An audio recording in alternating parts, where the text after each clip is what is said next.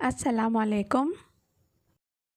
قبول کی ان کے لیے ان کی دعا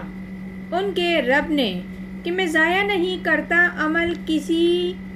بھی عمل کرنے والے کا تم میں سے، خواہ مرد ہو یا عورت۔ تو اس آیت میں پروردگار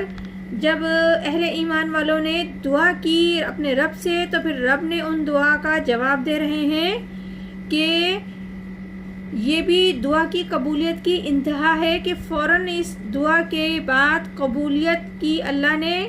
ان کی دعا قبول فرمائی کہ تم میں سے میں کسی بھی عمل کرنے والے کے عمل کو ضائع کرنے والا نہیں ہوں، خواہ وہ مرد ہو یا عورت ہو۔